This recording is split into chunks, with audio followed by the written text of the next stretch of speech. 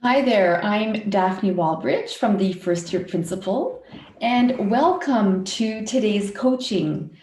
So we are embarking on a brand new year. So happy new year.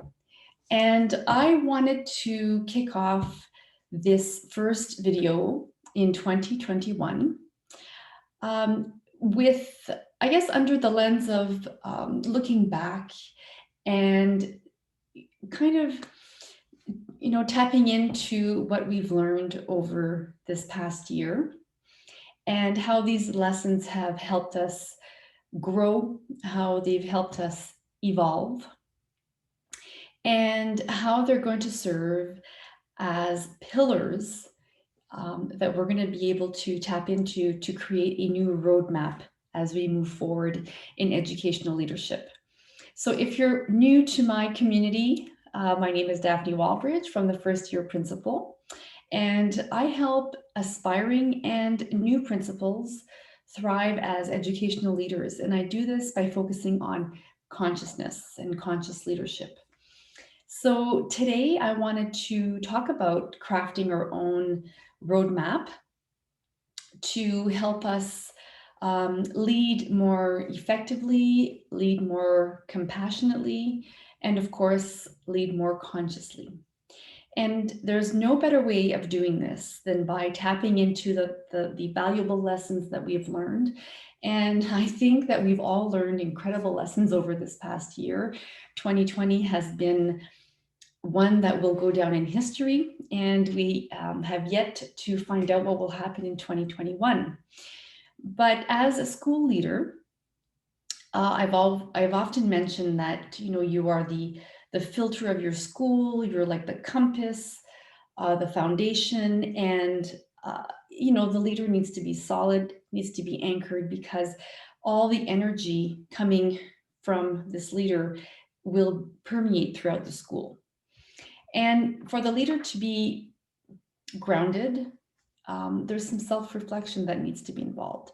And today's coaching video is really about me asking a few questions or helping you do a little bit more of a deeper dive and to see which lessons that you've learned over this past year and how these valuable lessons have helped shape your leadership, have helped you evolve, and how they've become basically your go-tos or your anchors to help you lead more compassionately and consciously. So to get the ball rolling, I'm going to share with you what I've learned. I have 3 key lessons that I now embrace every day as a superintendent, as I coach my principals, as I help parents from the community, my colleagues, as I live my life, basically. So here are my 3 lessons. The first one is, of course, being in the present moment, embracing the moment that is in front of me and dealing with whatever needs to happen in that moment. We know that with the pandemic, we've had to really release any expectations that we've had about the future, because no one knew what was going to happen from day to day. We had to surrender, basically, and have faith that things would work out, and always go back to what we can control in the present moment, our thoughts, our actions. So that really was a blessing. And it's something I repeated to my principals as often as I could during meetings, that, well, we have to come back to the present moment, and there's no use falling into the what ifing, what if this happens? What if this happens, that happens? What will we do if? So all of this anxiety that would have been created with the what ifing was kind of annihilated, because I kept telling myself, well, that's not guaranteed. The only thing that is guaranteed is this present moment, and how I'm going to choose to think about this present moment and how I'm going to act. So being present was my first lesson.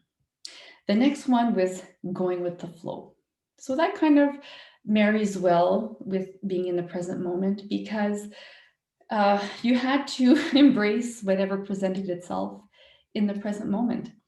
I don't know how many forms we needed to change, especially in the beginning of the year as the health unit would come out with new regulations and new restrictions or new allowances, and then our documents had to change, and then I had to present this to the principals, and the principals had to talk to the parents about it, and it was a back and forth of organized chaos, if you will. And we weren't the only ones feeling it. Everyone else was feeling it too.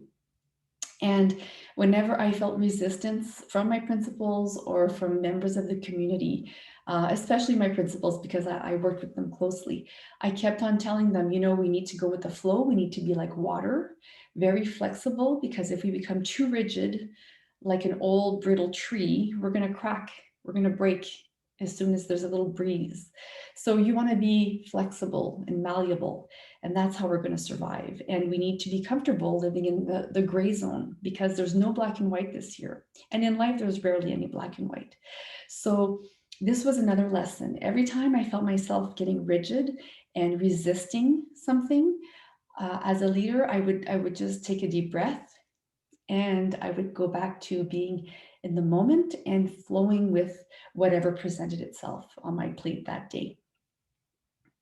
So not being attached to any outcomes, not being attached to, you know, certain structures and routines and schedules that I had laid out for myself.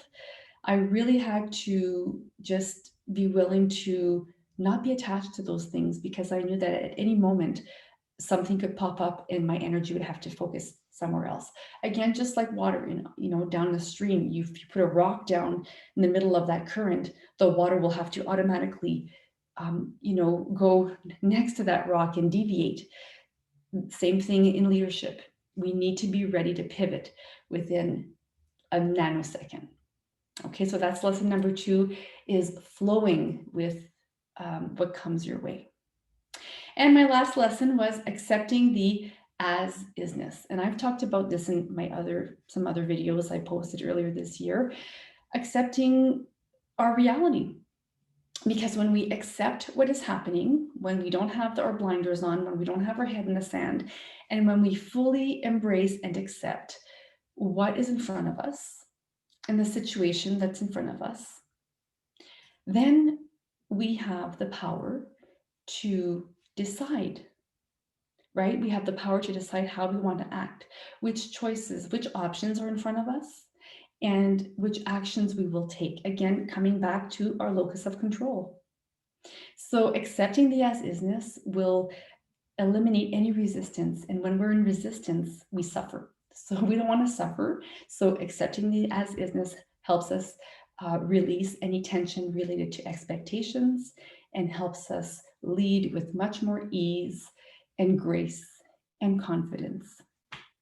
So those 3 lessons, being present, going with the flow, and fully embracing and accepting the as-isness, help me transition from the role of a principal to the role of a superintendent, while managing work and life and evolving and working on my own projects and just surviving with everyone. And it helped me do so with much more ease and a lot less stress, a lot less pressure.